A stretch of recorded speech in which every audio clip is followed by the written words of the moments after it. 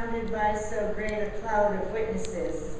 That's how we are today. I'm so very, very grateful and privileged and honored and challenged by the Clare Award and by the chance to be with the Franciscan sisters here in Clinton.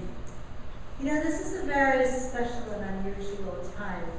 I think that many of us who were served by so many different communities of religious women in the United States and really all around the world still have a lot of learning to do. I think the sisters taught us impeccably by the fact that they showed virtually no interest, not the slightest interest, in accumulating personal wealth. They showed us cheer and joy in living simply, in sharing resources radically, and in always preferring service to dominance. And these are the values we need so much right now. And so I'm thrilled by this notion of nuns on the bus. Because you know that there are nuns who are going to set forth on a bus trip across country. And they're going to do something so very important. Every church leader we need on deck to do this. They're going to go to the poorest places. They're going to be with the people in the shelters that they've been serving for all these many, many, many decades. They're going to be with the people at the soup kitchens and calling to light the need to share our food and make sure that nobody goes homeless and nobody goes hungry. And they're going to do so in a spirit that doesn't try to call attention to what they don't want to see, but rather calls our attention to what we do want so badly to see, a world in which we can survive, because we'll be dealing with the greatest threat to our own survival. And quite honestly, I think that's our own overconsumption and our own overpollution and our own damage to this very beautiful planet, Mother Earth. So I come to you with great and deep thanks to every sister in this room, to your sisters in your memory and your life together. We thank you, we love you, we need you. I sometimes think if anybody came from a more ordinary background than mine, it would be frightening. Maria and Joyce picked me up to come here and are living out near the neighborhood where I grew up. And Saul Bellow, a noted author, once described that neighborhood pretty accurately as rows and rows of bungalows and scrawny little parks. But I have no regret or misgiving. I have to acknowledge that there was tremendous racism also in that neighborhood. But we kind of grew up thinking mom, dad, officer friendly, the parish priest, certainly the nuns were all in it together and wanted to keep the Kelly kids happy. And I barely knew that problems existed. That security certainly couldn't persist growing up through the Cold War in the shadow of the nuclear bomb. And I finally had reached a point as a young teacher, having switched from teaching in a kind of posh Jesuit school to teaching in my own neighborhood, where students came from the Harrison Gents and the Latin Kings, and they very often didn't survive their teenage years. You could say that they were killed because of gang attacks, because of drug wars, but I think primarily it was because of poverty. And there just came a day when, you know, teachers aren't supposed to have favorites, but I see a lot of teachers in this room, and sometimes you do. And Sean Powell was one of my favorites. Oh, he was a hard kid to have in the classroom. But I walked into the teacher lounge one morning and I could see the other teachers exchanging glances, and one of them told me that Sean had taken a bullet in the head and died instantly the night before. And I remember kind of sinking into a chair and thinking, I can't go on as though this is normal. And I can't give you a rational connection here, but for me and really for many other social workers, nurses, teachers who were living in the uptown area at the time, we were all pretty consumed by volunteer work and, you know, trying to pay for soup kitchen and shelter out of our own pockets with whatever jobs we had. We finally decided that at a time when the nuclear weapons were being pampered and sheltered and cared for, while people were living on the streets in our own neighborhood, we needed to take a stronger step. And that's when we pretty much invaded Jan Cibula's neighborhood. And we went to Kansas City, people from Missouri and Detroit and Chicago, and we decided that what we could and should do is plant corn on top of the nuclear missile silo sites. For me, I know I'm looking at many people who've been quite familiar with planting corn, but this was just about my first and, well, almost only agricultural act. The day that we decided to do it, it was the Feast of the Transfiguration in August, and it was a very hot day, but a brilliant morning, and the mist was rising from the ground, the crickets were creaking, the birds were chirping, and my heart was thudding, and I was very, very nervous about getting over the barbed wire fence. Like, what if I got stuck on top of the fence? And I'd actually been out practicing climbing fences on the southwest side of Chicago before we did this. But anyway, I landed on the other side, and I hung a large banner that said "Farms, Not Arms," and another that said "Disarm and Live," and I think I had a tulip in a pot as well. I managed to get all this over. And then I pulled out my 5 little pink pellets of corn, and I planted the corn. And by that time, I'd kind of calmed down, and I went and took a seat on top of the intercontinental ballistic missile that was buried under the ground. And it was making a whir, kind of like the one that we hear in this room if we're all perfectly quiet. But otherwise, there wasn't a sound, and I sang a little tune to myself, and then all of a sudden I saw a vehicle speeding down the country road, and it skidded to a stop in a cloud of dust and gravel, and I noticed that mounted on top of it was a machine gun, and out clambered 4 men in full military garb, helmets, rifles, walkie-talkies, combat boots, and they surrounded the perimeter of this site, which was kind of like an average lot for a garage, you know.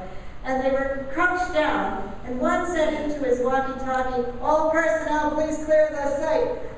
Well, this flower was going to do whatever they said. This was new for all of us, and so I hands in the air, step to the left, step to the right, and I thought, oh, please don't make me climb that fence in front of you. And they had the key. They opened the fence, and then I was handcuffed, and I was told to kneel down, and this I did. Well, 3 of them got back in the vehicle and left. I think maybe to find out what does chapter 2 of the manual say to do.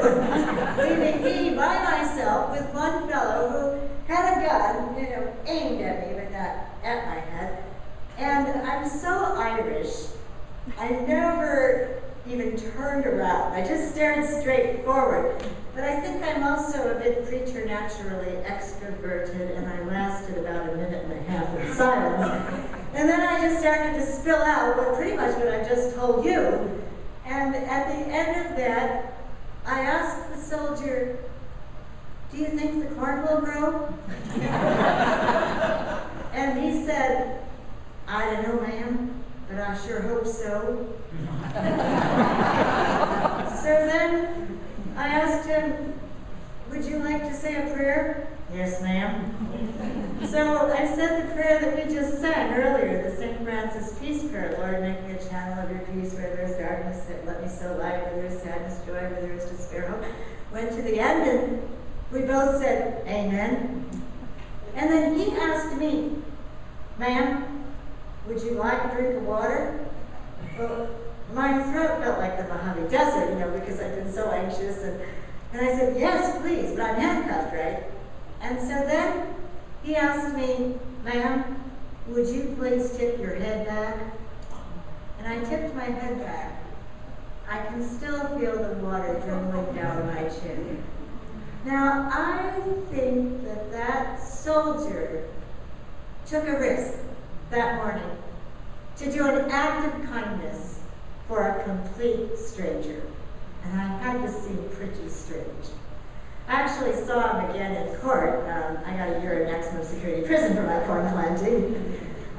But I next to never wink at anybody, but I saw him looking at me like a deer caught in headlights, sort of like he was telepathically trying to say, "Don't tell that story." And so I winked at him, and I just told the story again. I think he'd forgive me.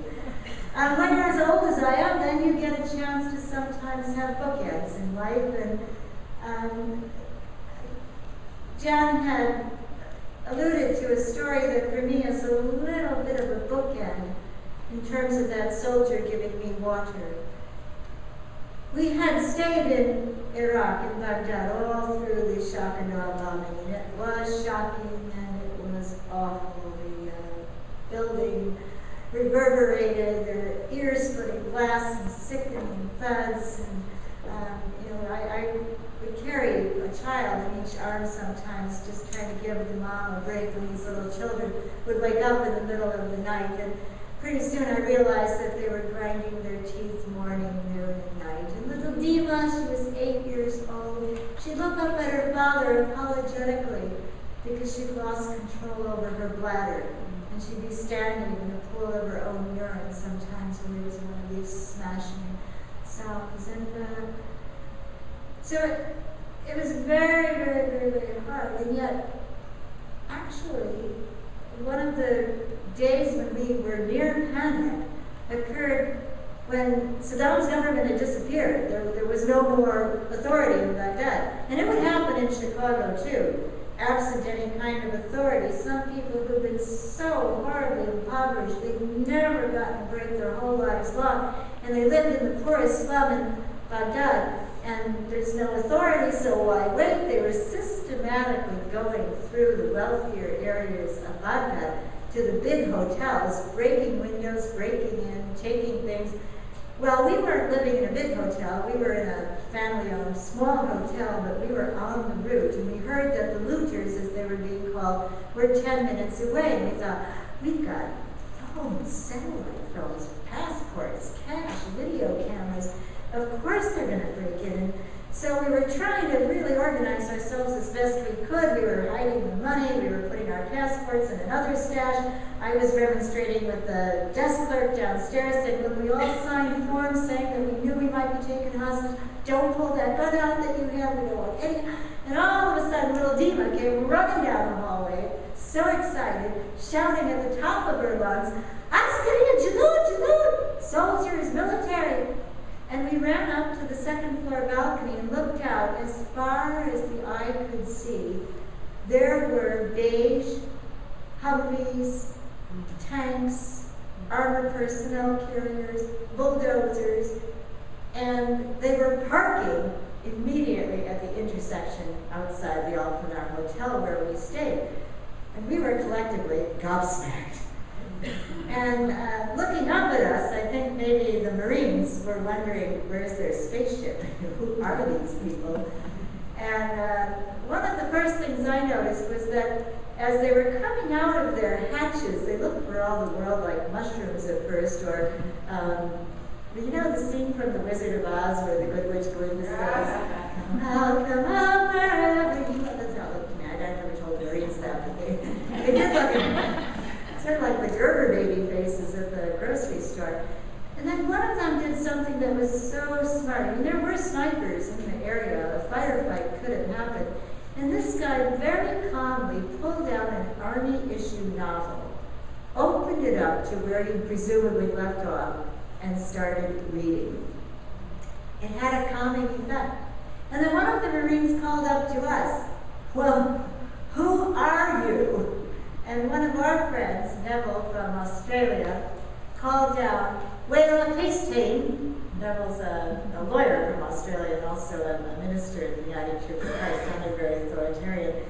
And so the Marine called back up and said, "Well, where are you from?" And Neville again, "Australia." And then we each called out our cities going down the line. New York, Boston, Chicago. And then one of the Marines called it, "Hey, you from Boston? You a Red Sox fan?" I broke the ice a little bit. And I was holding one end of the banner that said, "Courage for peace, not for war." And my friend Cynthia Bannis had the other end of that banner. And I looked at Cynthia, and I just said kind of offhandedly, "They look awfully thirsty, don't they?" And Cynthia, who at the time was about 72 years old, dropped her end of the banner and said, "I'm so glad you said that. Of course that's the right thing to do." And Cynthia went right over to where we had many stacks of bottled water because we didn't know if we might run out, and many were afraid to drink the tap water. And Cynthia picked up 2 heavy 6-packs of bottled water, and she went down to bring water to the newly arrived Marines. And I sort of stood there like a statue at first, thinking, well, shouldn't we have a consensus meeting about this?